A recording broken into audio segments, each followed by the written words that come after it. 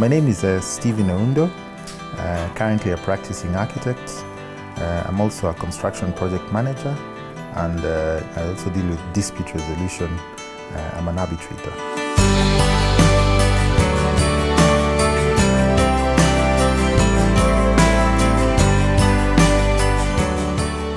I met my late wife. Actually, it's an interesting story. It's back in primary school. We were marking, I was in Hospital Hill Primary and she was in Aria Primary, and we were marking the mock exams of each other's school. And I was seeing this girl who basically in maths got everything right except one question where there was an error. That was my first interaction with her. Second interaction thereafter was in Form 3 during Science Congress in Nyandarua. She was in Alliance Girls and I was in Mangu. And I met this girl.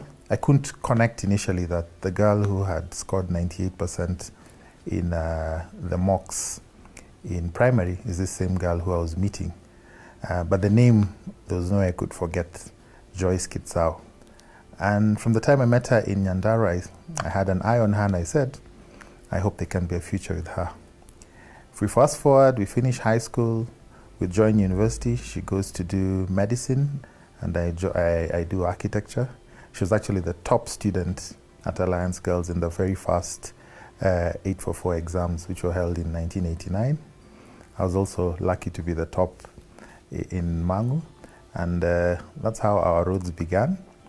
From the time we set foot at the University of Nairobi, I was very, very clear in my mind that if there's somebody I'm going to spend the rest of my life with, it is Joyce. And I didn't know she even had a bigger agenda than I did, because at the time, and it's quite common at the University of Nairobi, we used to have frequent closures. So come third year, when we had one of the closures, she tells me that actually she thinks it's time for us to move from being 2 and becoming 3. And I was saying, wow, but we're still in campus. I remember she said one very interesting statement: have you ever seen a starving newborn baby? I did not. Whether it's a child born on the streets, a newborn baby is always well fed. So poop, 18th of August, 1994, our firstborn daughter Alexis was born. She was actually born 2 days after my birthday. Joyce's plan was to actually have Alexis come out on my birthday. The birth of Alexis is an interesting one because she was born at New Kereini Mission Hospital in Murang'a. What happened was, on my birthday, after celebrating, in the evening, Joyce just disappeared. And those days, there was no mobile phone or anything. Little did I know she had hooked up with one of her good friends, Dr. Zipporah Jerry now. And Zipporah told her, let's go to Murang'a. She went and delivered on the 18th. For those 2 days, I was frantic, wondering where I can find her. Checked at her parents' place, and as I said, no mobile phone. So I just stayed mum. Come the 19th of August, who do we see walking in? Joyce, holding a baby, our daughter Alexis. And I like cracking the joke about that baby because that's one of the cheapest babies we had. Because by virtue of having been born in Murang'a, she cost us 1,700. Still 1,700 in the year 1994 was still some amount of money. Fast forward, we're in our 5th year university. Remember, she's doing the demanding course of medicine. I'm battling with architecture. I'd actually broken my leg in 1996 through playing rugby. I used to play for Mean Machine at the time. And here I am working on a final presentation for academic purposes. And my dad hops in and tells me, guess what? We need to go. She was already expectant at that time with our second daughter, who is Samora. And on the 7th of April, the year 1996, I arrive at Nairobi Hospital and poop, I already find Samora has arrived. I want you to know 2 interesting things about those 2 first births. I was not physically there at the time of the birth, and she always used to bring that issue. We move ahead, we graduate in 1997, and the following year, as we're both 26-year-olds, our third baby comes along. She's called JC. She's actually standing there watching me and listening to this story. I'm sure she's never quite had it the way I'm presenting it. JC's birth also had its drama, in the sense I remember I had gone out for a drink that evening. I came back home, and Joyce was all over the place doing housework. And I'm telling her, due in another 3 days. Why don't you relax a bit? But Joyce was not the kind of person who you could easily tell what to do. If she wanted to do something, she wanted to do it. So anyway, I hit the sack and I tell her, if there's anything, you can wake me up. So around 2 in the morning, she wakes me up and tells me, go and get an ambulance. I need to go to hospital now. That time we were staying within what we call Lower Mess, within Kenyatta Hospital. So I had a good friend of mine, Dr. Kamunya, whose wife had just bought a car, because those days even owning a car at that time was a challenge. Actually, the car I had, I remember, had an accident, so at that particular time we didn't have a car.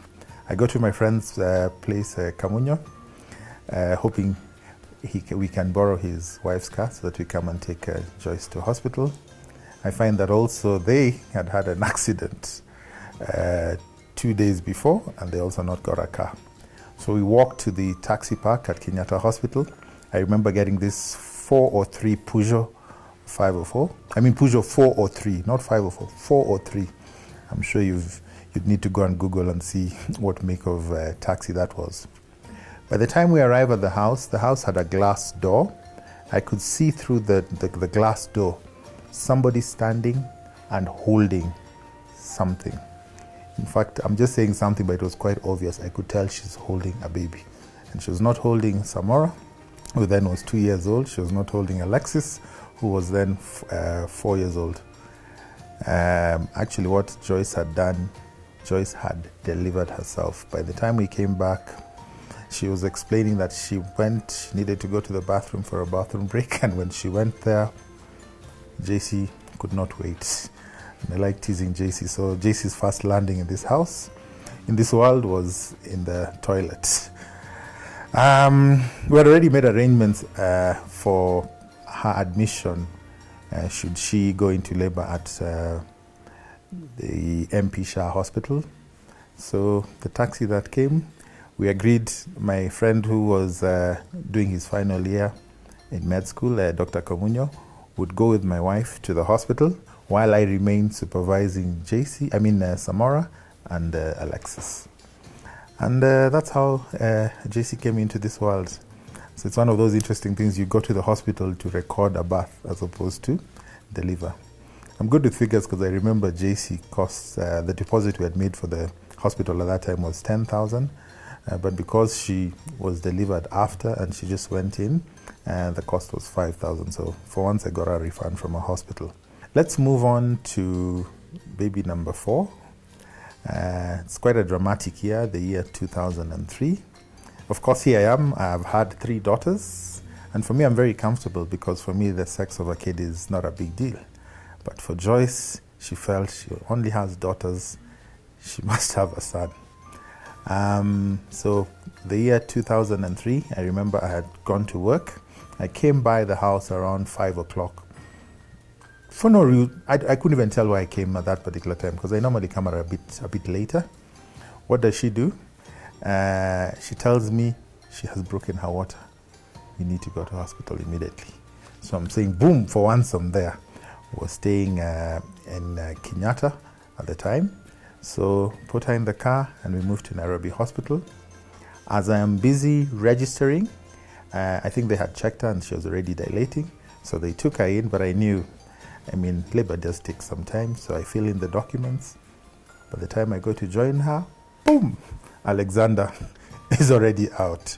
And she tells me again, Stephen, you are not there. Of course, she was very, very happy to have a boy on the 29th of July in the year 2003. And for me, I'm assuming, good, we are done, 4 kids. not for Joyce. She loved kids. The year 2008, again, she's expectant, and similar circumstances. I come to the house around 5. She says she has broken the water. We rush to Nairobi Hospital, and she says this time forget about the paperwork that's going. I was telling her lightning can't strike twice. I'm coming. Don't worry. I finished that paperwork very fast. I'm sure it didn't take 5 minutes. I dash to join her. Boom. Joseph, our 5th born child, was already out, and she told me, Stephen, those are 5 kids, and not even one of them were you there at the particular moment. Of course, it was not in bad faith. I knew we are all set, 5 kids. I'm going to enjoy this lovely family of bringing up 5 kids with her. She was a disciplinarian. She was the one who really used to, I would say, deal with the discipline issues. If you ask my kids, I've not been the person who would beat. I normally do the threats, and maybe it's because my own dad in my upbringing never ever struck me. It was my mom. Now, Joyce had this desire for excellence because in that year 2003, the year she had Alexander, our 4th child, it's the same year she graduated with her master's in medicine, anesthesia from the University of Nairobi. It's the same year, in our arrangements, we did our things back and forth. The kids came first, so it's in the year 2003 that we decided to formalize our marriage and go to church. So those are 3 milestones that she achieved in that year. So in the year 2006, just after Alexander had been born, she went to India for a year to do a fellowship in cardiac anesthesiology. And when she came back, she felt very bad because Alexander did not accept her, did not treat her as the mother. She had left him when he was about 6, I would say about a year and a half. So she goes for a year, she comes back, he's almost 2.5. Of course, she had visited once, but Alexander rejected his mother, and she took it very personally. Why I bring that up is, let's fast forward to the year 2009. She managed to get her second opportunity to go and do a fellowship in cardiac anesthesiology in Canada. That information came through in the year 2007. So for 2 years, we were planning, and she knew she was going to go. But there was a big difference this time. She said this time she's not going anywhere without her kids, even if it's for a year. And I was trying to explain to her, Joyce, we have 5 kids. How can you go to a foreign country to be on your own? It's going to be very difficult. So come April of 2009, she goes to Canada. Within 2 months, we made arrangements. I took Jojo there. Jojo that time was 7 months. And I pulled Alexis out of school. She was in Form 2. So they went there in June. Come September, there was a conference. She came to visit with Jojo, left Alexis there. But on going back, she insisted she's going with JC, who then was in class 6.